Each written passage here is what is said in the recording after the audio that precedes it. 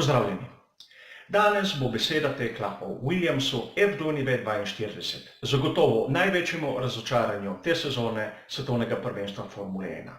Podal bom svoje videnje, kje je vzrok za tako slabe predstave tega slavnega moštva in zakaj ne morejo kar na hitro teh napak odpraviti.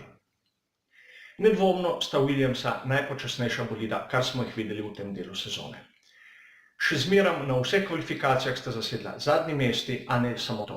Tudi če pogledamo lestvico najvišjih končnih hitrosti, vidimo, da sta oba Williamsa v vsakem sektorju pri dnu te lestvice. To pomeni, da mogoče vzrok za njihove slabe predstave ni samo v pomanjkanju oprijema, temveč bi lahko to razdelili še na druge dejavnike. Vkolikor bolid ne doseže visokih končnih hitrosti, poenostavljeno povedano bi lahko iskali vzrok v prekomerni teži šasije ali previsokem zračnem uporu. Na začetku sezone je bilo govora, da je šasija Williamsa mogoče 3, 4 ali 5 kg pretežka.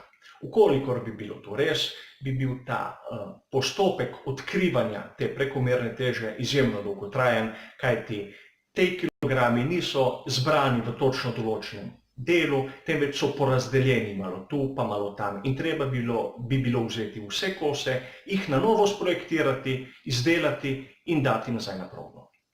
Po drugi strani visok zračen upor. Čeprav šasija F242 na prvi pogled aerodinamično izgleda zelo enostaven bolid, vidimo, da je v primerjavi z določenimi drugimi šasijami konkurence izjemno čokata, izjemno močna. A menim, da vzrok, vkolikor je vzrok tudi visoki zračni upor, je nekje drugje in k temu se bom vrnil malce kasneje. Pri Williamsu so o vzroku za svoje slabe predstave zelo diskretni. Govorijo o krizi, govorijo, da jo ne bojo zlahka prebredli, a kaj je res tisto, kar je šlo narobe, mi ne vemo.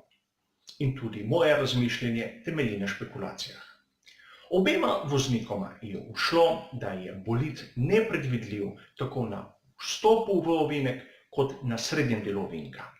To je območje, kjer se pri Formuli 1 zavira. In prav tu na tem zaviranju je možno nekako sklepati, da je problem pri Williamsu F242 ta, da se ravno dno, ta del točno pod bočnimi vstopniki bolida nepredvidoma dvigne, kajti videli smo že na zimskih testiranjih, da so imeli težave. Težave so imeli najprej s tem, da so prišli z veliko zamudo. Ko so prišli z zamudo, smo videli, da je bilo njihovo prednje vpetje bolida že na prvi pogled neregularno, ni bilo skladno s pravilnikom Formule 1. Predstavili so neko rešitev, katera je bila res za silo in mogoče je bil prav tu vzrok za zamudo, zakaj niso bili pripravljeni. In če pogledamo njihovo rešitev prednjega vpetja v primerjavi z lansko na F241, vidimo, da je ta že na pogled bistveno drugačna. Ročice so vzporedne, nekako pravokotne oblike in ne segajo ne v prostor tega bočnega vstopnika, ne v prostor bočnih usmernikov, ukoliko gledamo iz prednjega dela bolida. Čisti drugačni pogled imamo naprimer pri Mercedesu 210, naprimer, če primerjamo oba bolida med seboj. In tudi že omenjeni bočni vstopniki so res v čistem območju zračnega toka. Pod njimi so te vpetja in nato bočni usmerniki. In te bočni usmerniki, ukolikor jih primerjamo s konkurenco, so nekam čudni na pogled. Ne kažejo, vsaj na pogled, da bi usmerjali zračni tok, temveč da kažejo bolj na pogled, da generirajo upor, kot da bi bila njihova funkcija bolj kot usmerjati zračni tok v pravilno smer, tlačiti rob ravnega dna proti tlom. In prav iz tega sklepam, da je težava Williamsa F242 v tem, da imajo nekje težavo v prednjem vpetju oziroma v delu šasije od prednjega vpetja do bočnega vstopnika, kjer nenadoma in nepredvidljivo izgubijo oprijem, predvsem v ovinku in to na zaviranju. Rešitev tega problema je vse prej kot enostavna, kajti potrebno ni samo narediti novo šasijo, projektirati novo šasijo, treba jo je tudi homologirati.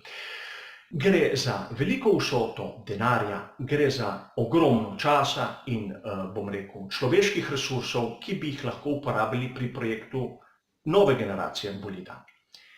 In prav tu vidim, zakaj je taka težava pri reševanju tega problema. Njim je zagotovo jasno, kaj je narobe z bolidom, tudi če ta rešitev je daleč od resnice.